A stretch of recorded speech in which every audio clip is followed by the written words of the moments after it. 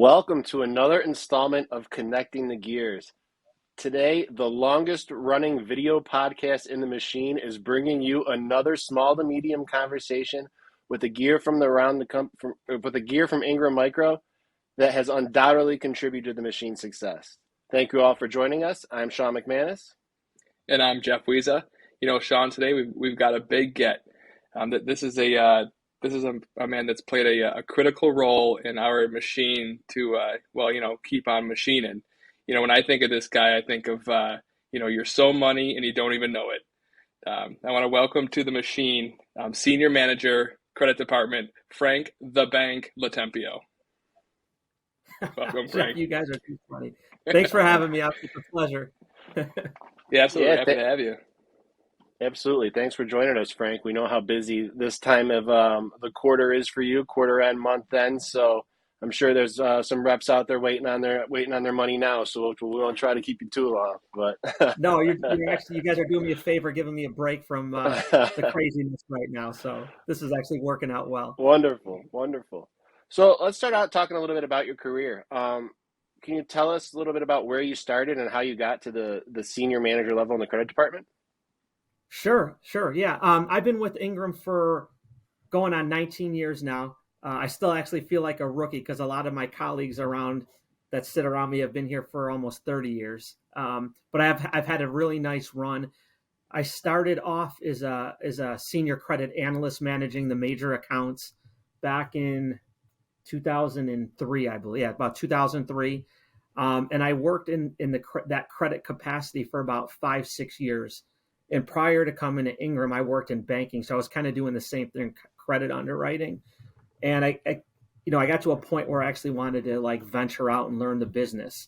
So I worked in that capacity as an individual contributor for about 5 years. And I moved into, we talk about getting uncomfortable. I had no idea what I was getting myself into, but I put my name in the hat to go work as a Cisco vendor business manager.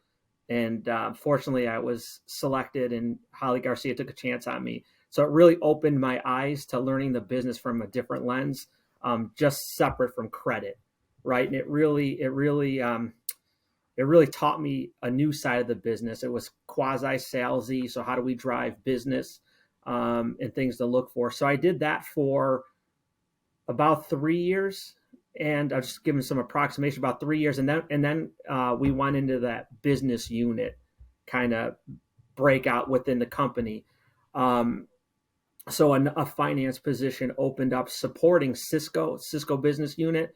So from an FP&A perspective, I moved into that role. So I was able to leverage some of the Cisco experience I learned in vendor management, and then my finance role to kind of get into that business planning and forecasting, and you guys all love the quotas we give you guys. So I learned that side of it. So I just try to continue to round myself out. Met tons of new people throughout the organization and built relationships. I think that's been the biggest thing is just meeting new people and learning from them and trying to take different aspects of what they do well and kind of mold them and take some of those and put them into my toolbox.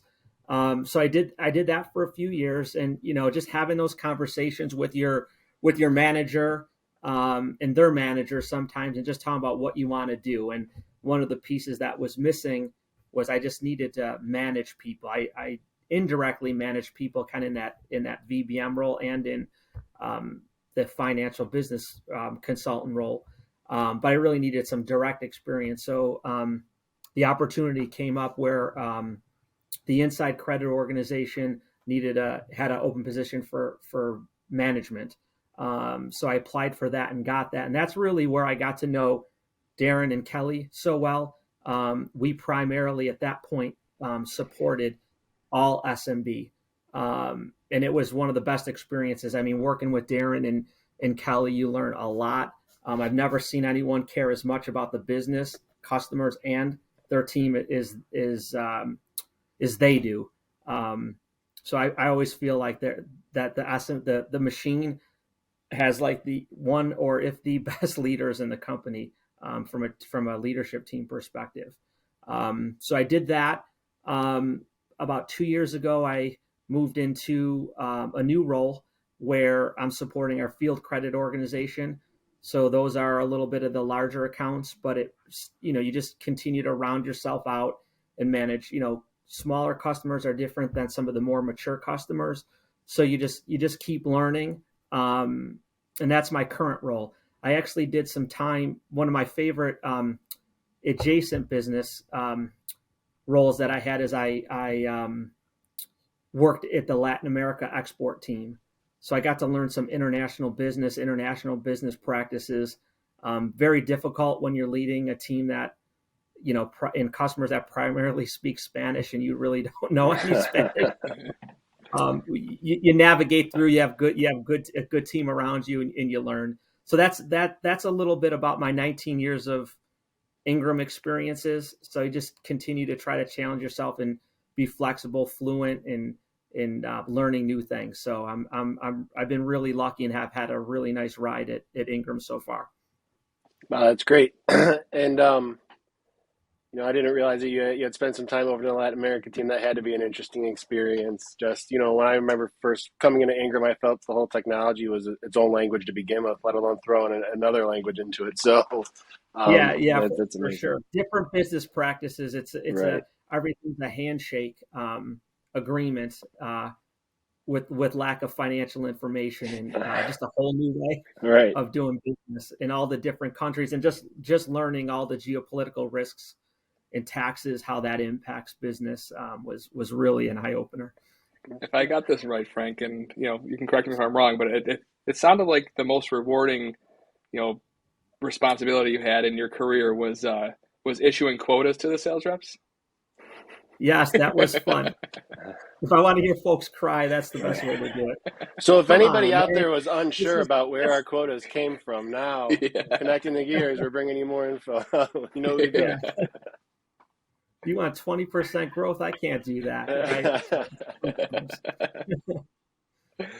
That's great. So, speaking of just being, within the credit team, and that, do you want to talk about, like what are best practices for us to engage the credit team, and the best ways to support our partners working with credit? Yeah, that's a great question. I always tell. Like, if I had one thing to say to the sales team, I always say the most successful sales folks, or the ones that I've worked with, are the ones that have a one-on-one relationship with their credit development analyst, where you're proactively, and this actually goes back both ways. You're proactively working them with your opportunity accounts. Hey, I am working these accounts. Let's get ahead, right? The biggest thing is to get ahead of the opportunity. First, getting the order, and then being really reactive. And that's where we're always running around, with our heads cut off, trying to get deals done last minute. Albeit we know that some deals pop up from time to time that the sales team's not aware of and vendors are driving it. But for the most part, if we could stay ahead of opportunities, we always create a better customer service experience, because there's some runway. But my biggest thing is having relationships with your credit team and proactively working with them, and going over opportunities. And the last 2 years, it's always been this way, but I would say the last 2 years in our business objectives for the credit team is share a wallet. And we hear that a lot. And we have access to certain pieces of information that you don't, where we can look and say, we know that this customer is doing X amount of the channel. We're only getting, 15% of it. This is like, we'll give you leads. Hey, here's a qualified lead. Call this customer. We could do a one Ingram. We could both get on the phone with them, credit and sales, and talk about how we can get more business. So we're trying to give you, the sales organization, more leads, where you're not just cold calling. We're actually giving you qualified leads. And, we win some and we lose some. But that's kind of, that's where our business objectives align.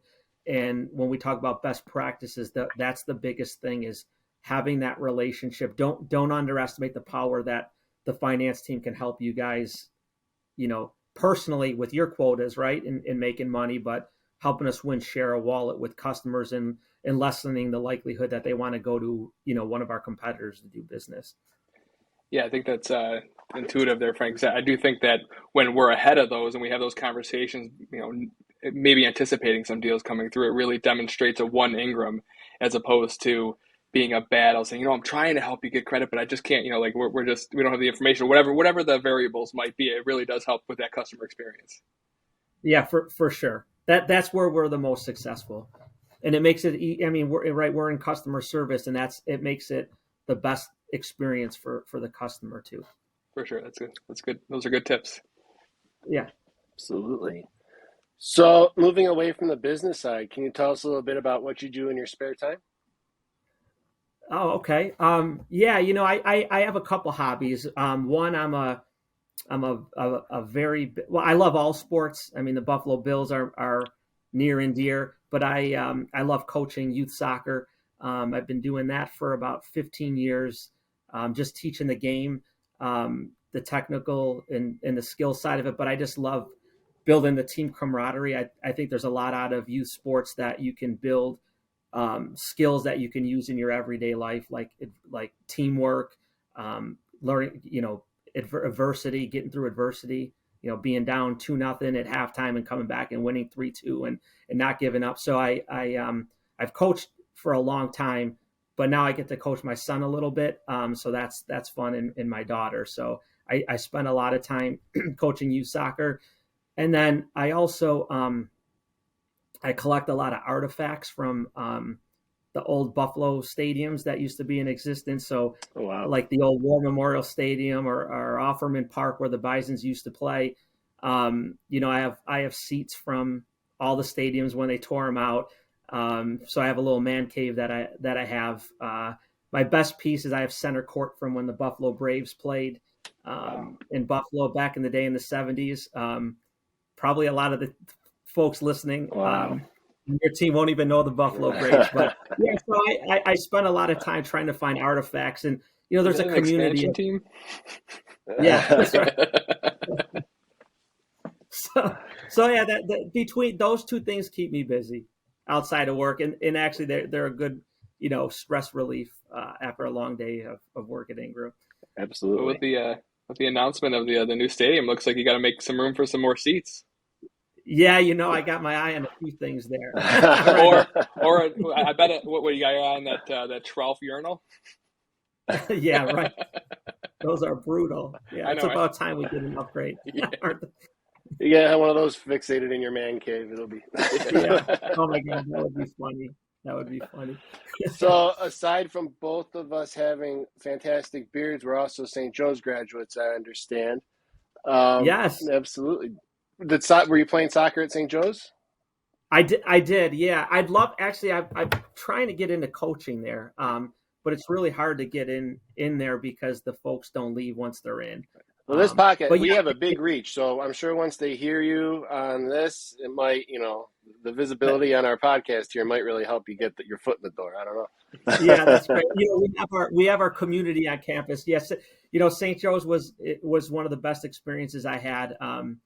It's tough to explain if you don't go there. But my closest friends to this day are all my friends that I met my freshman year in high school. I did get to play soccer.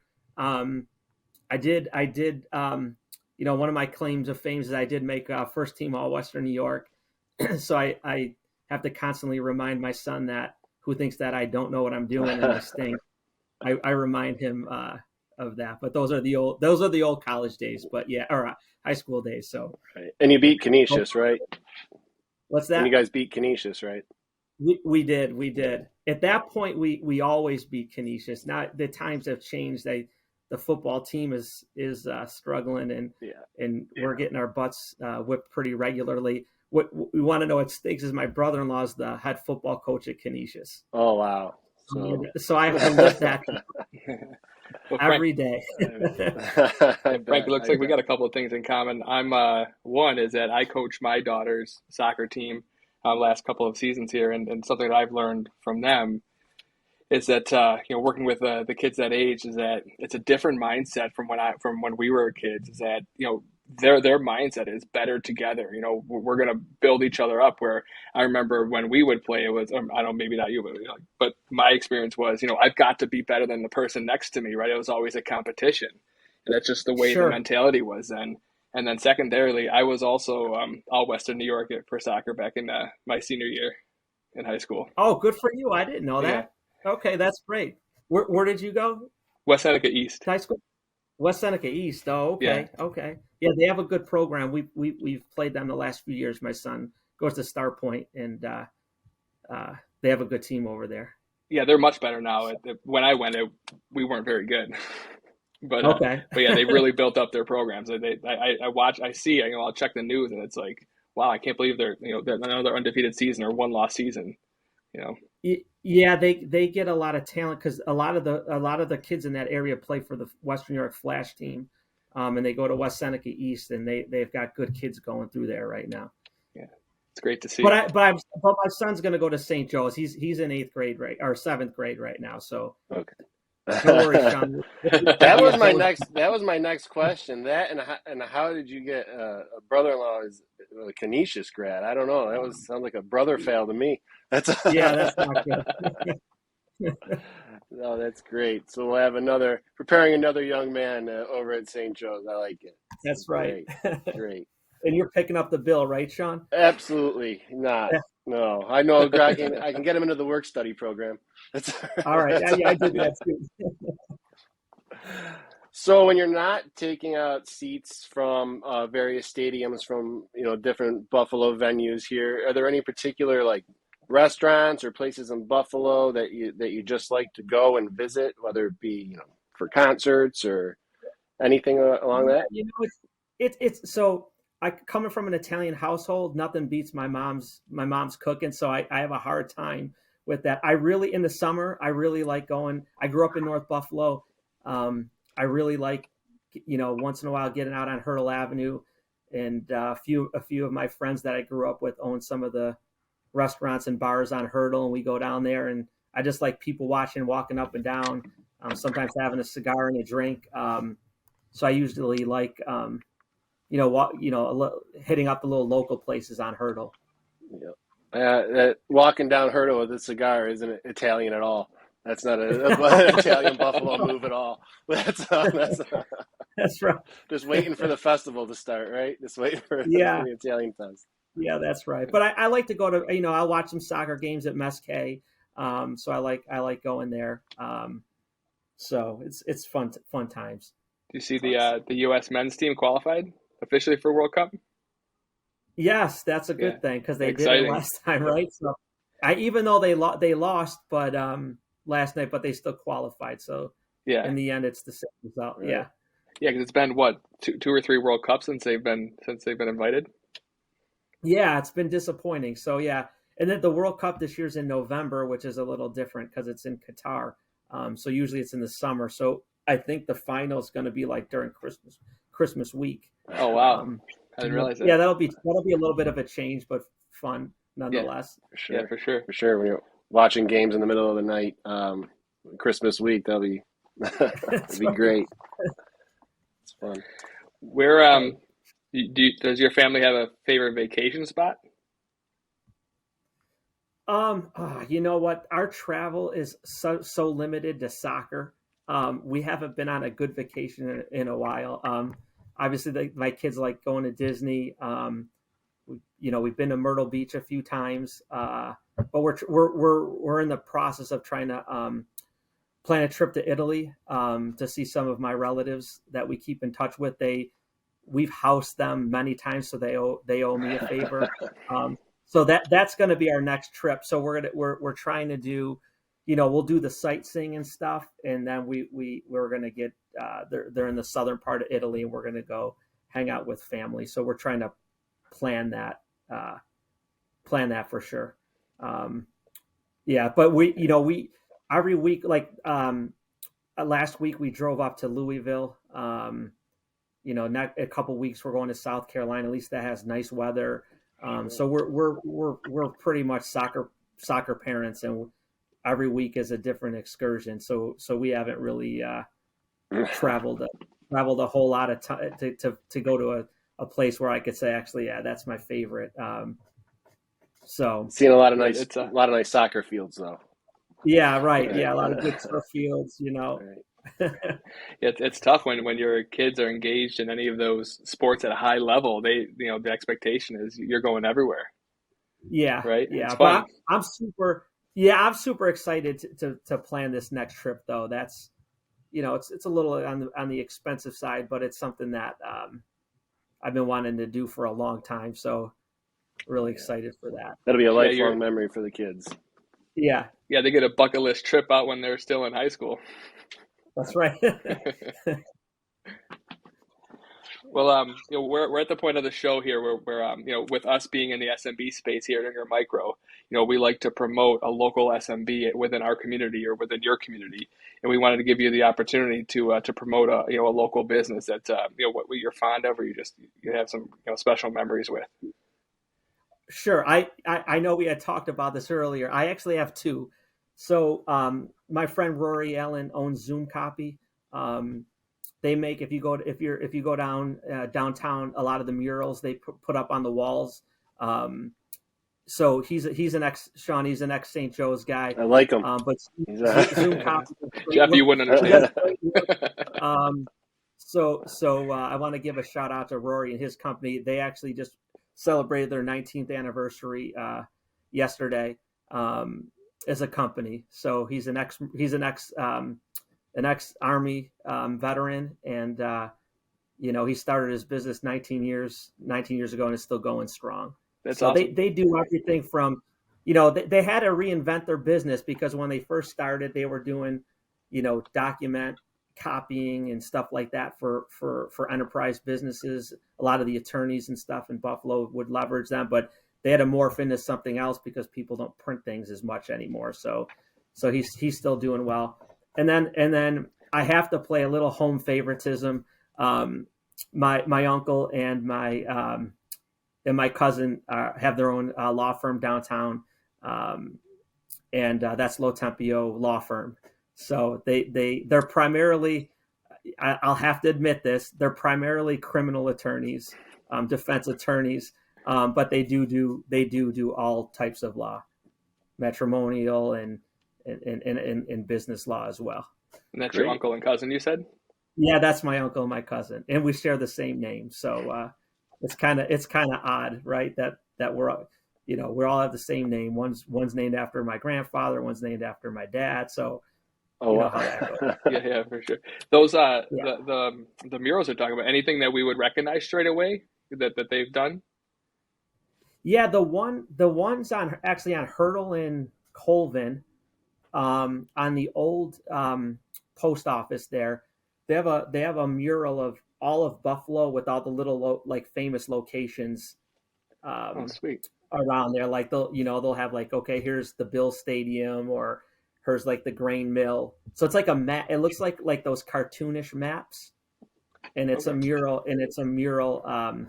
On Colvin in Hurdle. It's very cool. That sounds like a Absolutely. great idea. For sure. So yeah, everybody make sure to The check whole those side out. of the building, it's massive. I mean, you can't miss it. I mean, excuse me, the whole side of the building is a mural. Yeah. That's great. That's great. So yeah, everybody make sure you check out Zoom Copy if you're in need of a mural or anything big like that. And you know, if you're ever in need of any legal aid, LoTempio Law Firm, make sure you check them out as well. All right, so that is our show for today. As always, thank you to management, Merritt, Taylor, and the creative team for helping us put this together. A special thank you to you, Frank, for taking time out of your busy day at this busy time of year to talk with us. We had a blast bringing you today's show. Thank you all for listening, and keep an eye out for more shows with Ingram's most essential gears. Until next time, keep those gears turning. And be good to one another out there.